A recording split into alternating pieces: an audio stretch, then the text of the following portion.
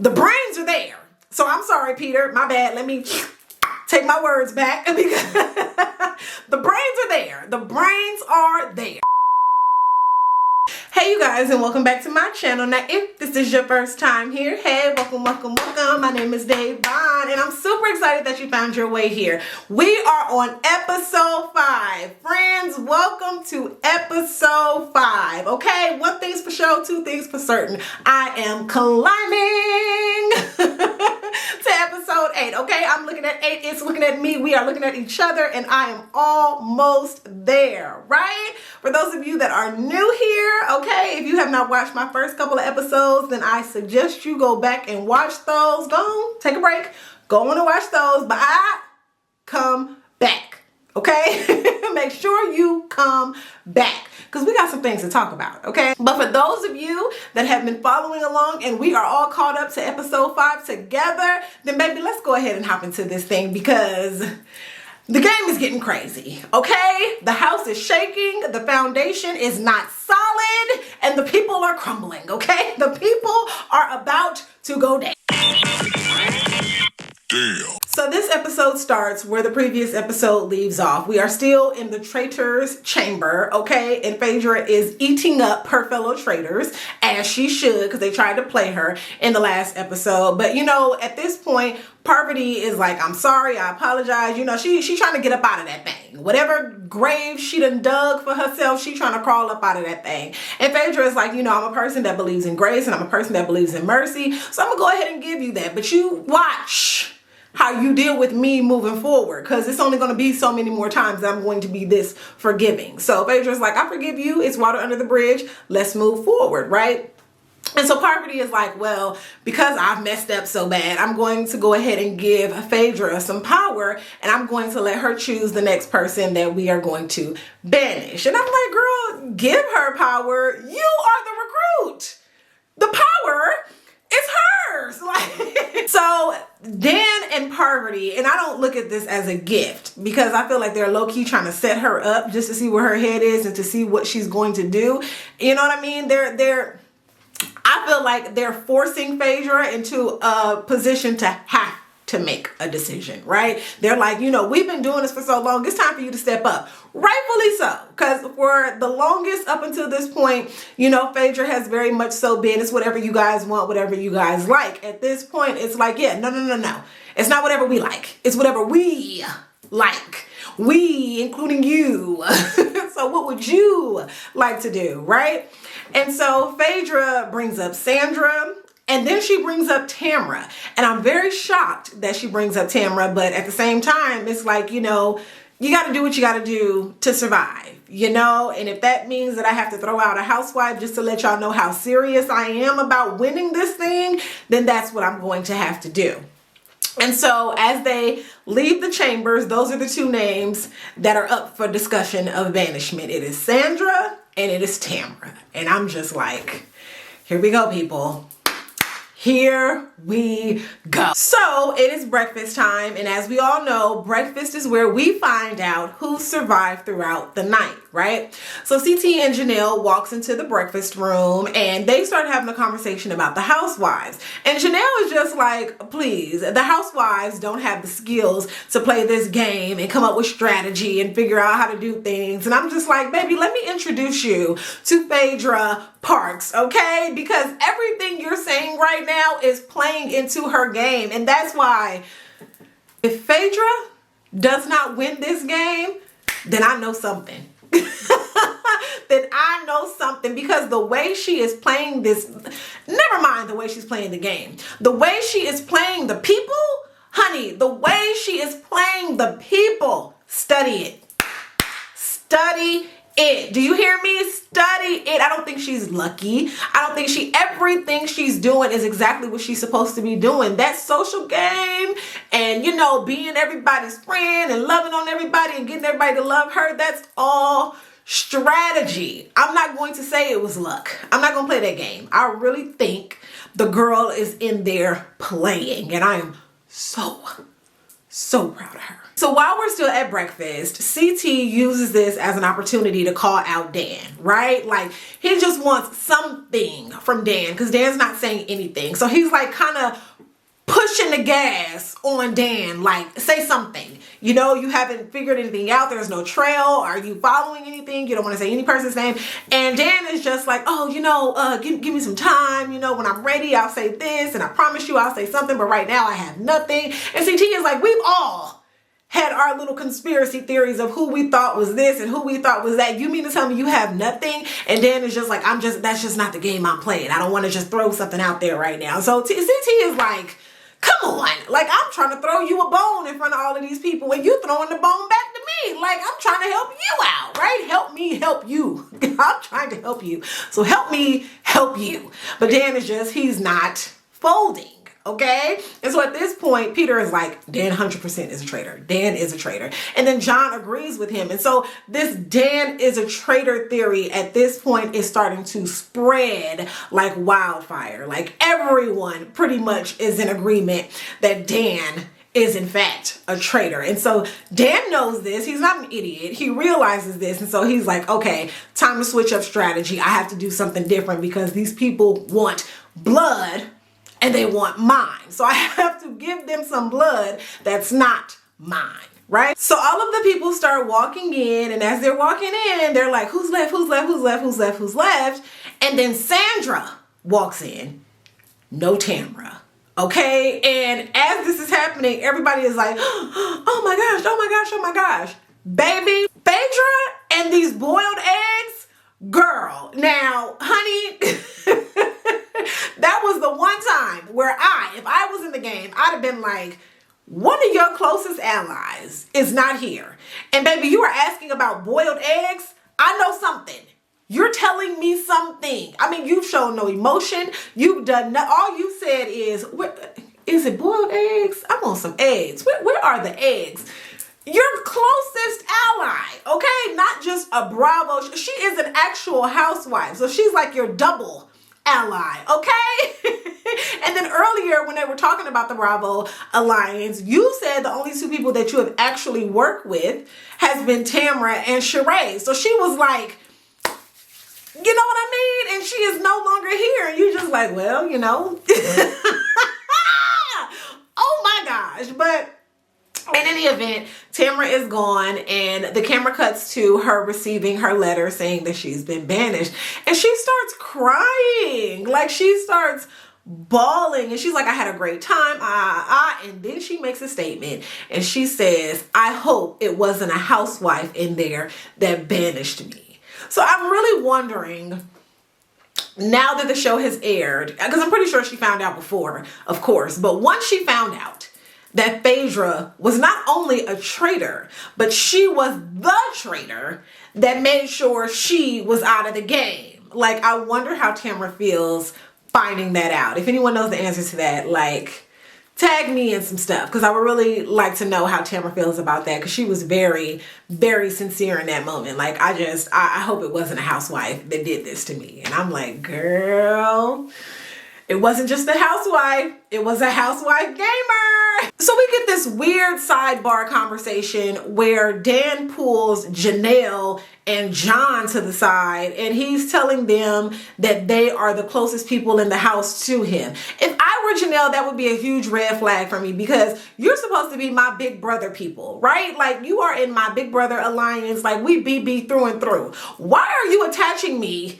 and having a conversation with me with this politician that has nothing to do with either one of us? I don't understand. Like, why did he just pull Janelle to the side by herself? You grabbed me and John?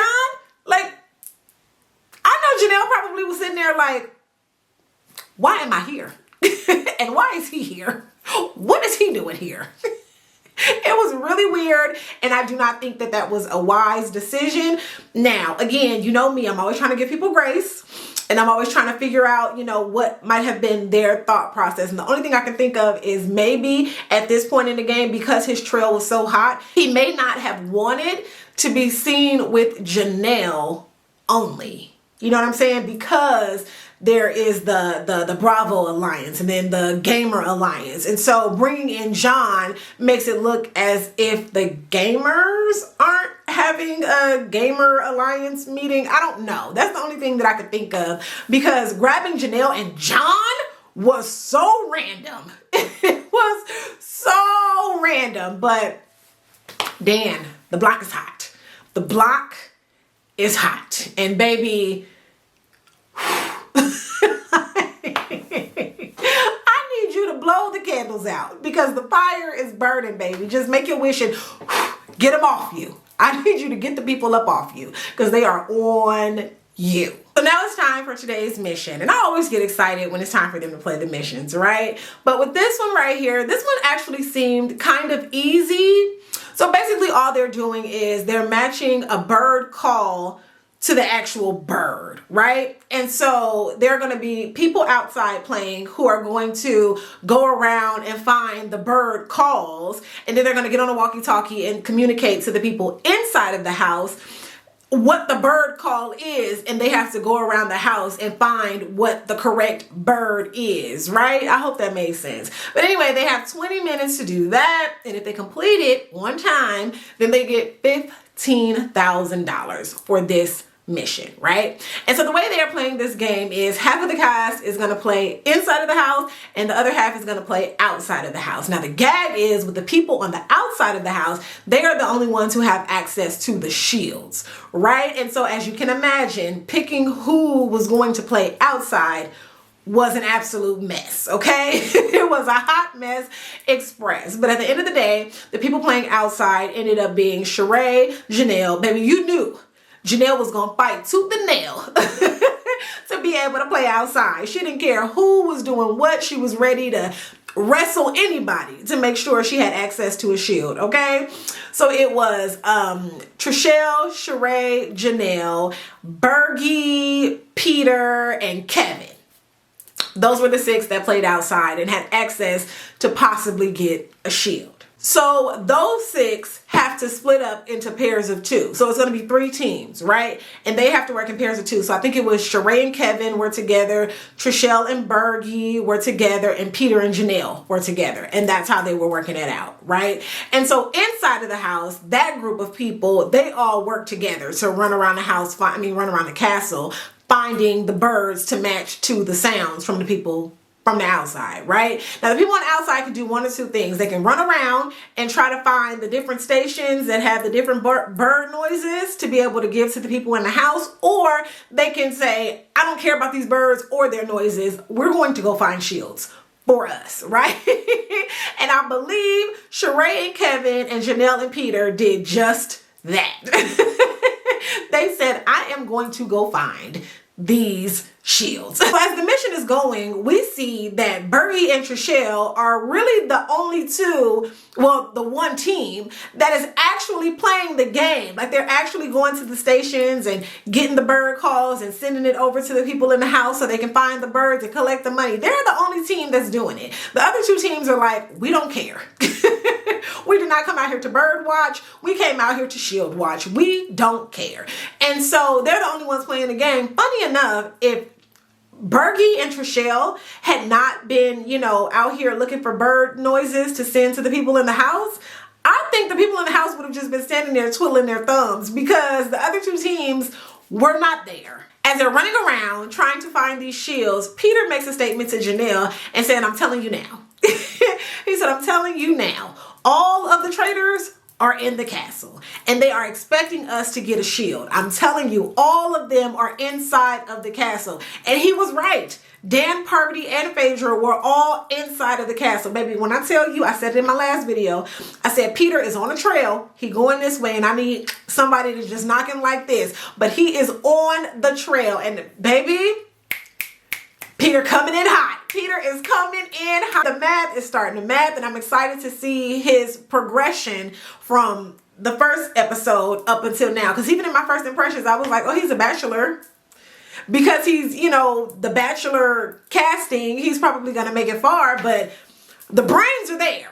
So I'm sorry, Peter. My bad. Let me take my words back. Because the brains are there. The brains are there. So interesting enough, hard work pays off because Trishelle and Bergie were doing all the work, and guess who found the shields? Trishelle and Bergie, right? They are the ones who ended up finding the shields. Now, Peter comes up with this plan, and he tells Janelle to tell, the rest of the faithfuls that they are not going to announce, well, the faithfuls who were playing, right? That they are not going to announce who has the shield or if they have a shield at all. They're not going to announce that to anyone. They're going to keep that information to themselves because baby Peter has a plan. And as this plan unfolds, it is very important that everybody is secret squirrel. So the faithfuls band together and they make this pact that they're not going to say anything. And so when Alan asks if anyone wants to step up and announce that they got the shield, because he said a shield was captured, right? The shield has been captured. And so he said if anyone wants to step up and announce that they have the shield, go ahead and do it. And so Janelle was like, I got something to say. Oh, Janelle, I wish you wouldn't have been the mouthpiece. But she was like, I got something to say. We, the faithfuls, have decided that we're not going to tell that information. And so immediately when she said that, Dan took that as an opportunity to say, oh, okay, so you want to play that game. I'm going to play this game too. Now I'm coming after you since you want to keep that information to yourself. And this, I don't know what it is, but Dan does not trust her. Dan does not trust her. I can't really remember all the details of season 14, but I think even in 14, he really wasn't fooling with her like that either. And so in this game, I'm thinking he looking at her the same exact way. Like, baby, I'm not going to fool with you, which is insane because Janelle is so loyal. Like, she's so loyal. But Dan is like, I don't care how loyal she is. I'm not fooling with her. So Peter's plan is basically to cause confusion, right? What he's going to do is he's going to tell the people that he believes are the traitors that him and Janelle have the shields and hope that they nominate Bergie or Trishelle because those are the ones that are actually safe. So he grabs Dan, he grabs CT, and he grabs Parvati, and he's like, yeah, Janelle and I have the shield. I'm telling you guys because I really trust you, blah, blah, blah, blah, blah. He didn't tell them all together. He told them separately, but we're trying to recap this, okay? So he tells them, like, I'm telling you this because I trust you. We are the ones who got the shield for today. But don't tell anybody, right? Baby, I'm nervous. I am nervous. When this is happening, I'm like, oh my gosh, this is going to be absolutely insane. If the plan works the way Peter wants this plan to work, this whole thing is going to be... So now Janelle has this fire lit under her, right? She is 100% confident, of course, paired with conversations with Peter. I'm sure the fire just got even more ignited, right? And so now she's on this Dan is a traitor. Dan is a traitor. And she's telling everybody. She don't care at this point. At this point, it's like whatever. Now you done put me in this secret meeting with John, the politician, and we supposed to have an alliance of our own. So I'm about to call you out. Like, Dan is a traitor, Dan is a traitor, Dan is a traitor, right? And she's on it. She's absolutely correct. But MJ, come to the table. Come to the table, okay? Because like MJ goes straight to Dan, pulls him to the side with a bunch of other people, and she's like, yeah, Janelle is coming for you. Janelle is coming for you. Now, I'm trying to figure out, because everyone keeps saying, Dan is so secretive, Dan doesn't talk, Dan, we don't know where Dan stands, we don't know. If that is true, then why did MJ go and tell him? Like, why did you feel... If I'm going to go tell somebody that somebody is coming after them, that's because we've built a rapport with each other. That's because we've shared information. That's because I trust you in this game, right? But everybody is saying Dan is not trustworthy, Dan is not this, Dan is not that. But you felt enough about him to run back and tell him that Janelle is coming for him. So that math wasn't mathing for me because somebody lying. Somebody lying. Because why would MJ feel so compelled to go back and say that? Especially if MJ felt that Dan was a traitor herself. You know what I'm saying? Why would you feel compelled to tell him, oh, Janelle is saying your name. Janelle is going to try to get you tonight at the round table. Was it just mess? Was my girl being messy? But I don't understand. Like, if there's somebody in the game that I don't trust and there's somebody in the game that I also want out, baby, I'm not about to come and tell you that somebody is saying your name. I don't care that the person is saying your name. If you're going to go home, great for me. You're going to go home because I want you out anyway. So it didn't make sense. And so if anyone knows what MJ's motive was or why she felt so comfortable with having that conversation with Dan, if Dan is in fact somebody that she doesn't trust, she doesn't know where he stands, she wants him out of the game, what was the point in giving him that information? I don't understand. That I don't get. So somebody help me because I don't see the vision. So now we find out that we get a secret player. Okay, now I didn't watch season 1, but based on the way she's talking and her dialogue and just how other people are talking with her, I'm going to assume she was in season 1 and she's been here before. Like, she seems like it's giving I'm coming back, right? And I hope I got that right. But yeah, it's giving I've been here before and I'm coming back, right? And so her name is Kate and she is from Below Deck. Let me give my first impression. Because I did not watch that show. I don't know anything about this woman. She seems very chaotic. She seems very chaotic, which makes great television. I mean, she seems like great TV. And I'm excited to see what she brings to this group of people, what she brings to this cast. I really have to go watch season 1. But in the meantime, in between time, Kate from Below Deck is here. So we are now at the round table, right? And it is time for somebody to get voted out and sent on about their business, right? And so Kate walks in as the secret player and everyone is like, oh my gosh, oh my gosh, oh my gosh. Now, Alan says Kate gets a vote in tonight's banishment. My question is, does she have immunity? Because if not, I don't understand why them as a cast, they didn't get together as a group and vote her back on out where she came from. Like, we're going to send you back to where you came from, okay?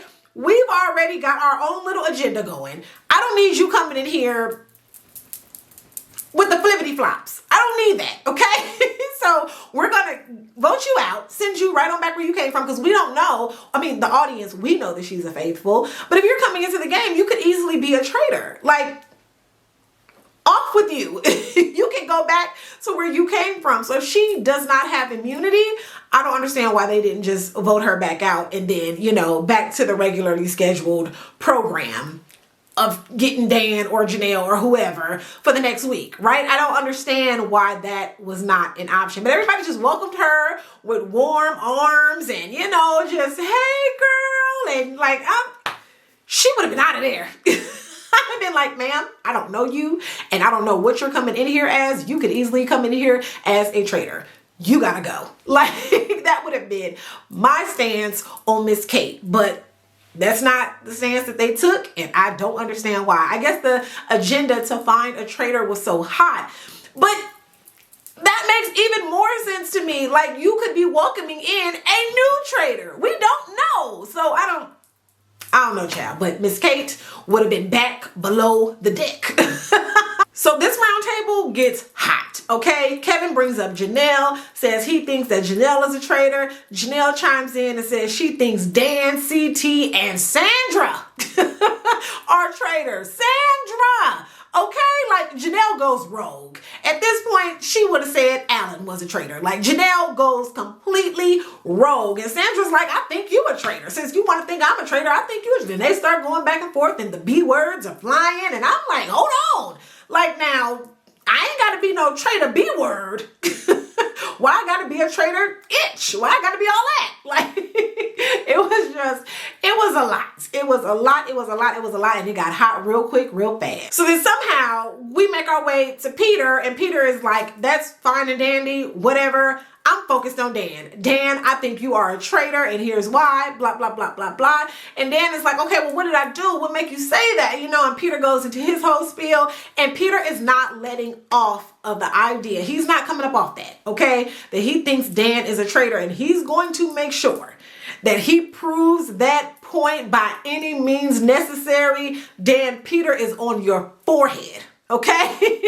He's not on your neck, baby. He is on your forehead. So Janelle is very adamant about trying to get an answer out of Dan. Like, you're gonna say something. You're gonna give us a name tonight, right? So she puts the pressure on Dan to say a name. And so Dan is like, okay, cool. You wanna put me under the fire? I'm gonna throw it right back to you. So Dan is like, I think you are a traitor to Janelle. And so in this moment, we get to see Dan's very familiar Big Brother gameplay, right? And so he basically Danielle's Janelle. Now, if you don't know who Danielle is from season 14 and that whole situation, and you ain't watched, baby, I ain't got time to go back and explain that. But basically, if you watch Big Brother and you are a part of that community, then you know exactly what I'm talking about. He gave Janelle the Danielle treatment. He told this woman, he said, look, you know, he said, look, it's obvious that I've trusted the wrong person, and I think you are a traitor, and I think you have been going against the group, and I think this, and this, and it's time for me to disassociate myself with you. And I was like, baby, if this ain't deja vu, I don't know what is, because I promise you said these same exact words to Danielle, right? And so now Janelle's smart. So Janelle already knows what this is and what it's about. So she has this look on her face like, I know damn well. You didn't just hit me with that. I know you did not just hit me with that. Oh, Janelle, I felt it. I felt it, girl. When he was saying the words, I was like, damn, no. But what else was he going to do? What else was he going to do? He had no other names to throw out there without, you know, causing tension between him and somebody else. Janelle had already put her head on the table, right?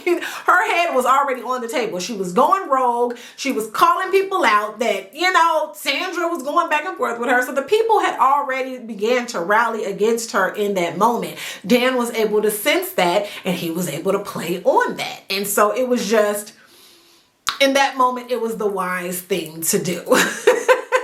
As whack as it was the wise thing to do. Now, I'm watching this exchange between Dan and Janelle, and I'm also watching the facial expressions of everybody else sitting around the table, and I'm just sitting there like, oh my gosh, Big Brother is going out sad. Like, we are going out sad in this moment. I need y'all to get it together. We are going out sad. Like, it's just, this was not a good moment for us as a people. For us, Big Brother, as a people, this was not a good moment for us, okay? And did anybody catch, because I know you saw in my last video, when I said Dan likes to stay off in the cut while other people are going at it, and he smiled like a Cheshire cat. We still don't know if that's the correct pronunciation of that word, but that's what we're going to go with, right?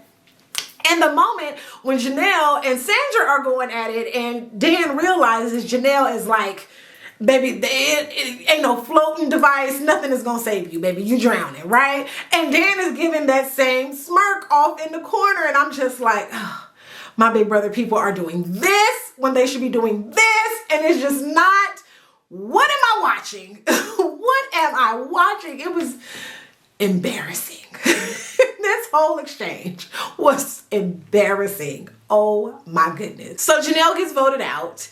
And she goes to the little circle and she stands in front of everyone and she lets it be known that she is in fact a faithful. And she calls them all idiots. And then she goes on about her business. Now pause and time out, right? Help me understand the situation with the shields. Because if the narrative that Peter was going around saying was that Janelle and Peter had shields, right? How were they so comfortable with voting out Janelle? And when she was actually voted out, didn't that reveal that they didn't have the shields? Or do the shields only work against the traitors? Like, are the shields only for traitors? Because that's a scary thought too. Like, I could go through this whole process, have a shield, and still be banished? Like, we can go through the mission, I can get my shield, and if we're sitting down here at the banishment situation, y'all can still send me home. Like, y'all can still send me home with my shield because I'm only protected against traitors. Like, I didn't understand how that worked. Because in my mind, as a traitor, when Janelle gets voted out and she goes home, then that would have said to me, she ain't got no shield. Because how were we able to do that? Unless it only works against the traitors. And again, if it only works against the traitors, then I'm still at risk to be banished? later on that night. So imagine, because it's usually the missions and then the round table banishment, right? And so I do all this hard work in the mission to get my shield, and I make it to the round table, and they can still send me home? Like, why am I not safe across the board for that night? Like, that's scary. That is terrifying. That's terrifying. So now it's time for the traitors to have their little secret meeting. And this meeting was a little interesting for me because this was the first time I got to see Dan in a different light. Meaning, okay, as soon as they get in there, right? Phaedra and Parvati start schooling Dan on how he needs to get it together and get his game intact, because right now his game is crumbling, and rightfully so, because if your game crumbles, the fire from that can spill over into their game. You get what I'm saying? And so they're like, you need to tighten up, right? And so this is the first time that I saw Dan on some real, like, do you know who I am? This is the first time, because Dan usually, and even when I met him in person, he's so humble. And in the games, he's so humble. This is the first time I think I saw him like, I'm Dan Giesling. Like, do you know who I am? Like, I've played this before. I've done this. Do you check my resume? This was the first time I've seen him in that light. And I was just like, oh, Dan, Dan, Dan. Like, no, I don't want you to do that. Don't do that, because the ladies are right. Like, your game is tanking, and I need you to open your eyes and see it, because the game is tanking. And he's like, I got this. Like, I've been here. I've done this before. This is not my first rodeo. I've done, like, and I'm like, Dan, I need you to relax a little bit, because you can tell he was getting irritated. He was getting frustrated, because why are y'all trying to tell me how to play a game that I am the game? Basically is how Dan was coming off. Dan was coming off like, I am the game. You can't tell me I do this, right? And I was just like, oh, that's not.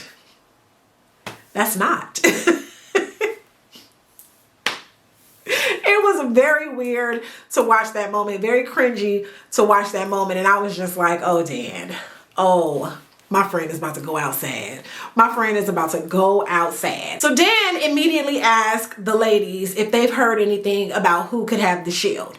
Parvati steps up and she's like, yeah, Peter told me this, and this. And she calls it out. Now, Parvati, she owned it. She calls it out. She was like, I think he's lying. I think he has a plan. I think this is all a setup. I don't think he has a shield. I think this is some crap. I think he's trying to set us up. But Dan was so adamant that Peter was telling the truth and that he had to go for Bergie, because Bergie told Dan, I don't think I said it, but Bergie told Dan before they went into the meeting that, you know, you get one shot tomorrow. Tomorrow you get one shot. Matter of fact, your name is already written on my voting card. Your name is already there. And the only thing you can do is erase it. That's the only, you can give me something so I can erase it. But if you give me nothing, it's staying right where it is. It's already pre-written on the card. And so Dan is in his head about that. And that is clouding his judgment. And so he doesn't listen to anything Parvati is saying. And see, Dan, you got to listen to the women. You got to listen to the women, Dan. You got to listen to the women, because we be knowing. We be knowing. Right? And so he's like, I don't care what you're talking about. I'm telling you, I don't think Peter is that smart to come up with a plan like that. And so I think I need to get Bergie up out of here. And that's what I'm going to do. I'm going to vote Bergie, and that's it. That's all. We don't even need to have a conversation. Like, we good. And the ladies are like, if that's what you want to do, I'm telling you, you playing with fire. But if that's what you want to do, then that's what you do. But I'm telling you, you are playing with fire. Dan is judgment is clouded. All he sees is he has this huge target from Bergie, and Bergie has made it very clear he does not care what Dan is talking about. It is what it is. And so Dan is like, that's it. And so Dan says it, and he is very clear. He says this one move right here can either help me win this game, or it is going to cost me this game. And so, you know, and then they started talking about, you know, Dan coming out of retirement and all this other kind of stuff. When he started telling his story, that's when I knew, oh, my friend is about to go home. Like, you can always tell when you're watching shows and it, you know, they start talking about the person's home life and, you know, who they're here for and what they're fighting for. And, you know, when he started talking about, I came out of retirement, I was in retirement for a decade, and I was like, oh, friend, it's about to be all bad for you. It's about to be all bad for you. All because you didn't want to listen to the women.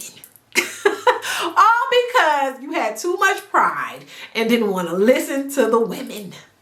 Oh, Dan.